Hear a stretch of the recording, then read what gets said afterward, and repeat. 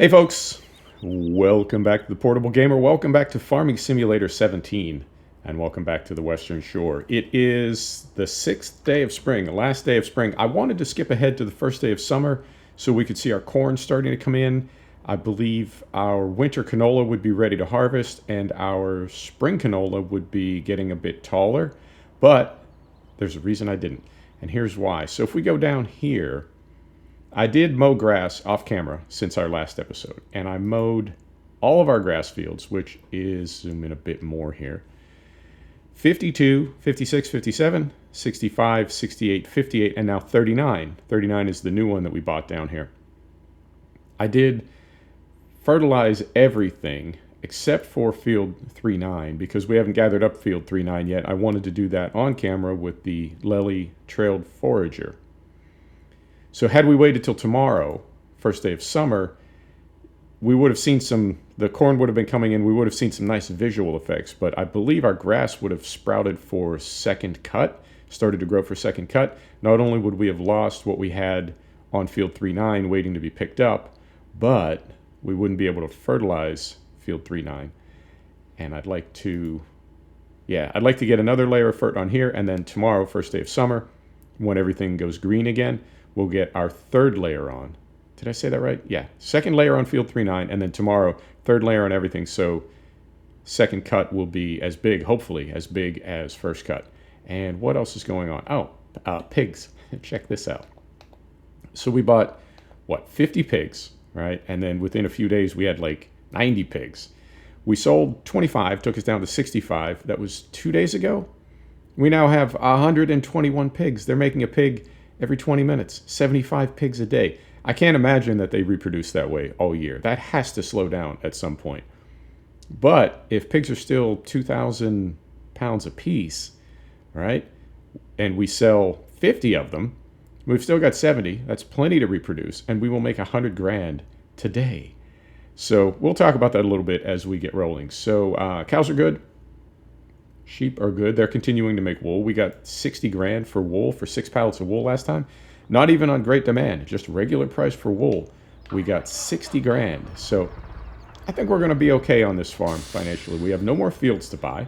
We can certainly buy equipment. I believe I'm going to buy a combine harvester because we have so many arable fields to harvest. We won't want to lease that anymore. We will want to buy. We've got 600,000 liters of grass down at the BGA now. That's as good as money. All we need to do is put a cover on it. As soon as we take the cover off, that's worth, 200 grand. So we're okay. We've got enough, I want to say more or less right now, we've got enough to pay our loan down to zero. We've got no more fields to buy, and I think we're going to be okay. Now, a couple things going on with the pigs. We are spending about 12,000 pounds a day to buy pig food. We won't have to do that once we bring our crops in, right? We'll have crops to feed the pigs from, so we'll get away from that economic model that we're using at the moment. And I think when the pigs are not reproducing, I think we want to take them down to a smaller count, right? We don't necessarily want to carry 100 pigs through the winter, although they will make a ton of poo and slurry for us.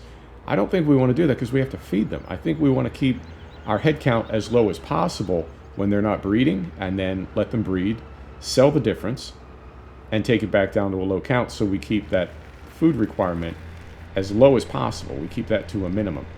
So that is, I want to get into the economics of that during, off-camera hours, sort of figure that out. And I also want to, for one thing, we don't have to buy fertilizer ever. We have so much digestate and slurry and hard manure. We need to get in the habit of, let's get rid of this for one thing. We need to get in the habit of using slurry and digestate on grass fields, which we're doing. All of the grass fields that I fertilized off camera since the last episode, I did use digestate. The BGA is nearly empty. It's down to about 50,000 liters, down from, I think at its peak, it was about 300,000. So that's way down. And we also need to use hard manure almost every time, or as often as possible. When we fertilize an arable field, we need to do it with hard manure. Reason being, as long as we plow or cultivate it in, we get that buff. We get double fertilizer. So essentially, hard manure is worth twice its weight as fertilizer. Every layer of hard manure that we can plow or cultivate in counts as 2. So using that as a model, I think we've got, let's see, and then we want to extend our pipe. Yep, there we go. Using that as a model, we've got some good things to look forward to. I mean, we're definitely profitable. If we think about it, we're profitable right now. We've got 200,000 in grass / silage down at the BGA. That's as good as money. We've got 120 pigs, right? That's $250,000 in pigs right there if we sold every one of them. We wouldn't, or would we? Would we sell all our pigs, make $250,000, not feed them, not have to deal with feeding them for the rest of the year, and then buy more next spring? That's a possibility. All right, we'll think about that. We'll think about that another time. But for now, we're essentially out of debt with what we have in, what do you want to call it, potential money? This is always a little dicey. We're going on follow me here. Cross your fingers. Cover your ears. And we are... we might be okay. Let's hope for the best here. So we're good. Now what I want to do is do a little business math and continue to calculate. Are we up? Or are we down? We're down now. Continue to calculate what makes us money and what does not, because those are two different things, right? And I know some things on the farm subsidize other things on the farm. That gives us an opportunity to sort of play and have fun and use a lot of different equipment. But I know that there are some things on the farm that make us money and some that do not. We're making money with the dairy right now, but I don't know if we're profitable. We're making about $7,000 a day for milk, but does that offset the cost of buying the cows, right? Buying all the equipment that we needed to bring in the grass that we used to make hay bales and silage bales, right? Ultimately, we will be. If the farm runs for enough years, of course we'll be profitable. Right now we're making money, but I don't know if we're profitable. Pigs? I'm pretty sure we're profitable on pigs, because all we did was buy them, and then we bought food for them, right? So the business math. Whoa, T-Dub, what's going on? You're scaring me, T-Dub. Yeah, that seems to be... Oh, we got to make a turn here. You know what? Discretion is the better part of valor, as they say. I don't like what T-Dub was doing right there. So let's come around here and reposition. Let's take T-Dub off of follow me. Set the brake. Back to the 5600. Yeah. You know, I wonder about this game, and again, I always think about cattle and crops, because I know, or at least I understand, that cattle and crops was intended to be the very realistic farm simulator that farm simulators sort of never got around to being. And I think, you know, for things like Follow Me, shouldn't Follow Me be kind of base game? And shouldn't there be pre-assigned slots that tractors just sort of naturally click into for things like what we're doing right now? Right? There's a best position for a tractor and a trailer next to a trailed forager. Wouldn't it be cool if base game just had that preset slot already? You know what I mean? It's all set. All you need to do when you're in the Massey Ferguson, all you need to do is say T-Dub, move to the best position, and then it does, and you're good to go. And it doesn't seem like something that it's that difficult to code. I think it's just not really a priority for Giants. And that's not necessarily a bad thing. We've talked about this. They know the biggest part of their audience is a casual console gamer, and maybe a casual console gamer's not into things like Follow Me and, you know, just want to drive diggers, drive tractors. So that's all well and good. But wouldn't it be nice if there were some, just some things that were macroed in a way that made them a bit easier to use and a bit easier to do some of these complex tasks when you're playing solo. I mean, multiplayer, there's no problem. I've been in a couple of multiplayer servers in 17, way back, like, several years ago. A couple of multiplayer servers where there were like 2 big self-propelled foragers running around, and there were 6 people running back and forth with carts taking grass to the BGA.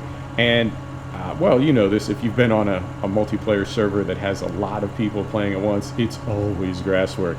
It's always grass work. It seems like that's the thing that a lot of people can do at once, I guess the most easily. So it's always grass work. But something like this with 2 people would be no problem. Solo, it's a little trickier. And oh, T-Dub. Yeah, follow me is good. You know what? Okay, we're gonna stop right there. T-Dub's having a fit. All right, we're gonna sort this out just as we did before, and then we'll fill this thing once and then take it down to the BGA. We want to. No, we don't need to brake. We need to come off. Yeah, there we go. We need to come off. Follow me. And I think we can just come over here for now. There. And then back here. All right. Did I lift this? I did not. I hate when I forget to lift implements. All right. So then, we reposition right back here. Now the good thing is, we've got both we've got both the rows that are closest to our power pole out of the way. So we'll be able to maneuver a little bit more freely when we're clear of that. Right, so back in here, brake is off. Up next to the 5600. Like so. Follow me is on.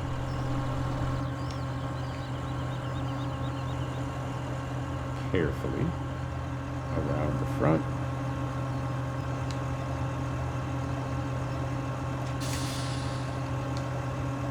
Like so. All right, like so. All right, and how full is this thing? 70%. All right, we'll see how full we are at the end of this row, and we may just, because we're at coming up on 15 minutes, what we may do is just go to the end of this row, and then I'll take it down to the BGA. So we're not just fighting with follow me for the entire episode. And I'm trying to think what else is going on. Cows, pigs, sheep are still making wool. Now we got 60 grand for 6 pallets of wool last episode, and that was not a great demand, was it? I don't think it was. I think that was just regular pricing. So theoretically, we can get that same price again, right, for wool. That'd be fantastic. And we are profitable. I'm very confident that we are now profitable. We're out of the woods, and that leads us to a couple other, not problems, but just some stuff to think about. Right, 93%, that works for me. We're going to turn that off, turn that off, turn that off. We're going to let the Massey run because it's been working kind of hard. It's not the biggest tractor. We're going to come over here, come off of follow me, back up just a bit. We'll head down to the BJ and we'll call it. So here's what we have to think about. We don't have any more fields to buy. I am taxed on time, and the fields that we own right now, particularly with the grass work, it's all I can handle. We're going to buy a combine harvester. I think I said that. We're going to buy a combine harvester rather than leasing because we have enough arable fields. It's worth it now. And we're also going to have crops come in at different times. So I don't want to be spending $10K to lease a combine harvester 3 times a year when we can just buy one for $100. So we're going to do that. We're going to, carefully, we're going to continue to do, save game, continue to do grass work for silage. That's going to make us a ton of money. Animals, I may get some cows going down here at Blockwell Farm. All right, so there's that. But other than that, all we're going to have to spend money on is equipment. I suppose we could go to a 4th tractor. We don't really need to because we don't typically have that much going on at any time of the year that we need 3 tractors working simultaneously. We've got, at the moment, sort of 2 big ones and a little one. So I think we're okay there. So what do you want to do? I mean, back in the day, back when I was playing 17, when 17 was the most recent version of Farm Sim, my benchmark was always buying a wind turbine, right? And those are normally about £1 million, make you, I don't know, 25,000 pounds a day, that sort of thing. So we can use that as a benchmark, at least buy one turbine and get it up on top of one of these hills. And from there, carefully, from there we could call it, right? We could close out the farm, or we could just keep rolling.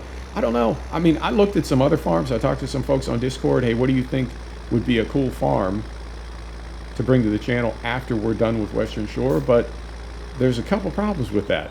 One is we're not nearly done with Western Shore. I'm still having a great time on this map.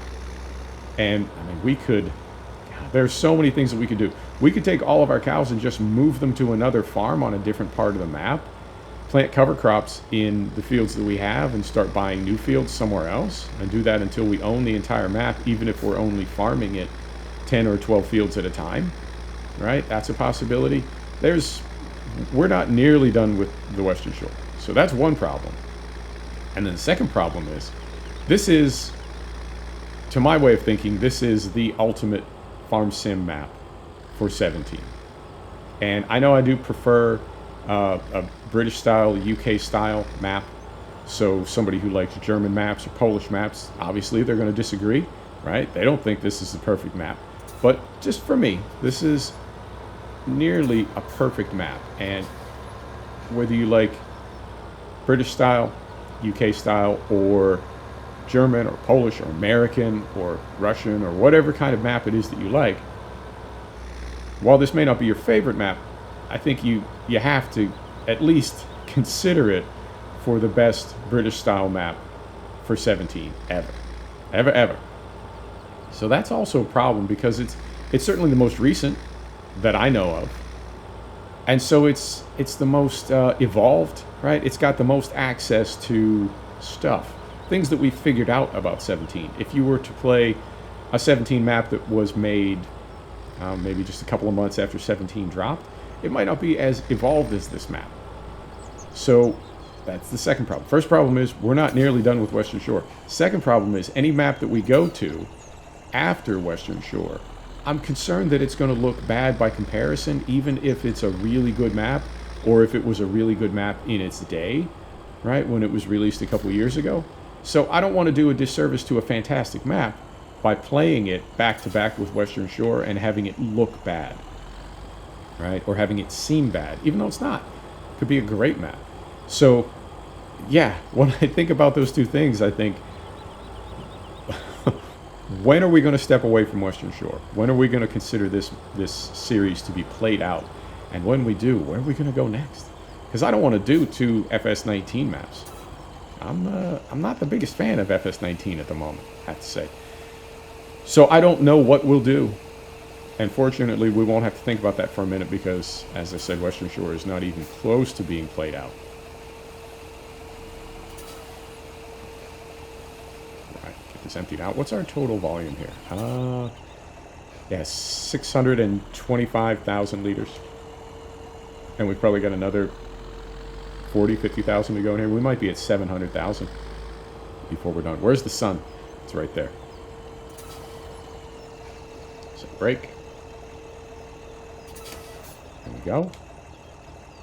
That's it. We're done, folks.